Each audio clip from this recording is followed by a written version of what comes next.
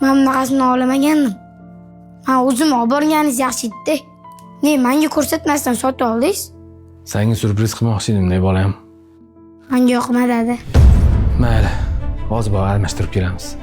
Men hozir chiqaman. Ha bolam, tinchlikmi? Nima bo'ldi? Oyi, mana buni qarang. Adam o'zlariga yoq oyoq kiyimini olib kelaveradilar. Menga umuman yoqmadi. Xo'sh, nima qilmoqchisan?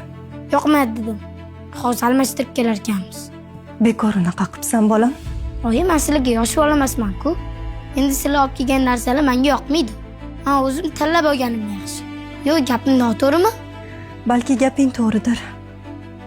Ammo adingni xafa qilib qo'yibsan. Qanaqasiga? Ading bir umr otasiz o'sgan. Ukalarini boqish uchun o'z orzu-umidlaridan, maqsadlaridan voz kechganlar. Bilsang, ular ham futbolchi bo'lishni orzu qilganlar. Ammo ularni adasi bo'lmagan, tushunyapsanmi? Shunaqa kiyimlarni, oyoq kiyimlarni olib beradigan. Sen tug'ilganingda shunaqangi xursand bo'lgandilar. Xudo xolasa o'g'lim hech nimaga kam bo'lmay o'sadi. Ulg'ayguncha hamma kiyimlarini, oyoq kiyimlarini o'zim olib beraman. Futbolchi bo'ladi deb niyat qilgandilar. Sen bo'lsang, bilib bilmasdan adingni xafa qilib qo'yibsan, bolam. Ramazon o'g'lim, ketdikmi? Yo adi, futbolga mashina kiyib boraman. Qarang, lop-loyoq ekan.